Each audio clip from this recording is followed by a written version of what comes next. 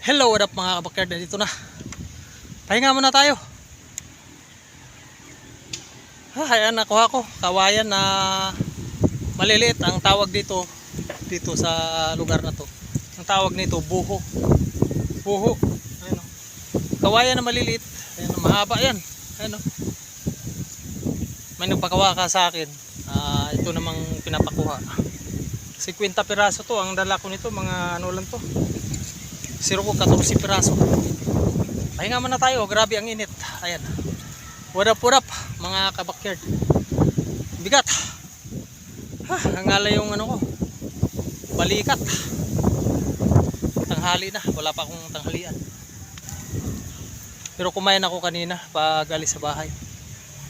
Matagal kasi ako nakapamutol dahil nag-ikot ako doon. Yung nakita ako doon sa baba.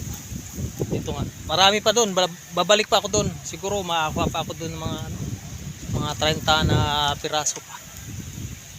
Pipili-pili na lang doon kung ano. Ito, yung iba medyo diretso itong iba. Medyo malalaki orte. Kaya itong inunang dala ko.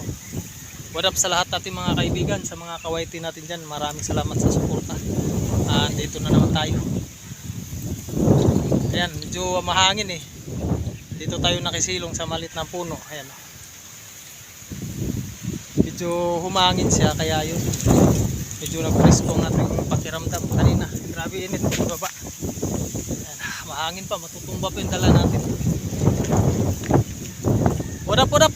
Thank you for watching mga kapatid. Salamat sa suporta niyo. Thank you sa laging sumuporta sa akin, sa aking channel. Maraming salamat. Kayod lang tayo.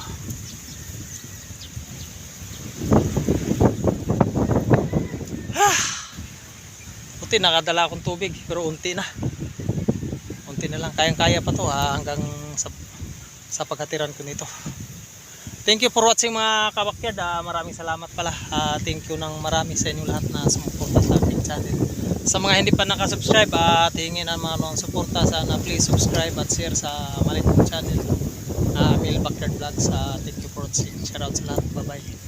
Patuloy na tayo sa ating paglalakad kasi malayo pang ating lalakarin at medyo mabigat-bigat ating dala. Thank you at maraming salamat. God bless you lahat. Bye bye.